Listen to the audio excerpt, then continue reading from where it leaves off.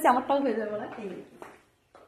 বলবো আমি স্যারটা কে করছে? দাদা করছে। দুইজনে মিলে দাদা প্রথমে আমাকে খেতে দিল এই যে, আর কি কি আছে সেটা আমি একটু দেখাই। সব দেশি আর কি, দেশি পুঁটি মাছ ছোট আর দেশি সরপুঁটি মাছ। এটা দেশি পুঁটি মাছ, এটা দেশি সরপুঁটি মাছ। এই যে থালা ভরা দেখো এইটা। আর এইখানে আছে ইলিশ মাছ। এইখানে কি আছে? এটা হলো ট্যাংরা মাছ। আর এইটা কি আছে? চিংড়ি মাছ। এটা আছে চিংড়ি মাছ। আর এটা আছে শাক। এটা আছে এটা কিন্তু শাক। এটা আছে লাউ তরকারি। আর কই মাছ শিং মাছ একটা মাছ ফয়দা। এটা আছে দেখো লাউ তরকারি এটা।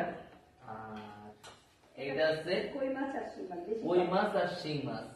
ঠিক আছে, তোমাদের দেখাতে পারলাম। আর এই যে দেশি মোরগটা খাও।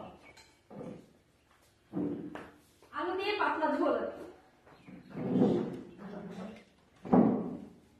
আর এইটা আছে দেশি মুরগি, সাথে আছে আলু দিয়ে পাতলা ঝোল। মানে দিদি যেটা বললো সেটা বললাম তো। আমার ভাষায়, আমার বরিশালের ভাষায়। না না, কোনো ব্যাপার নেই, পাতলা ঝোল সেটাই আর কি।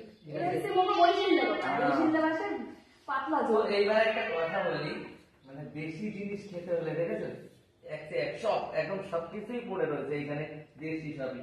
একটাও কিন্তু সেই হাইব্রিড কোনো কিছু নাই, এখানে কোনো হাইব্রিড সংখ্যা নাই। ঠিক আছে, এখানে কোনো হাইব্রিডের ব্যাপার নেই, সবকিছু একদম দেশি। আর এখন কি হবে, কবজি ডুবিয়ে খাবো। ঠিক আছে, বসে বসে শুধু খাবো। তো চলো শুরু করি ভাজা থেকে। কিন্তু তার আগে ভাত আমার এইগুলো যাতে, আমি তরকারি বেশি খাবো, আমি ভাত সাথে তোমার কাচ্চিটা কিন্তু খেতে হবে।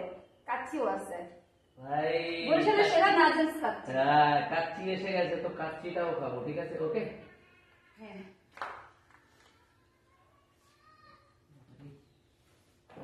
আমি এত খাবো কি করে? একটু একটু খাবো, বেশি খিদে পাবে। এটা খেলেই পেট ভরে যাবে।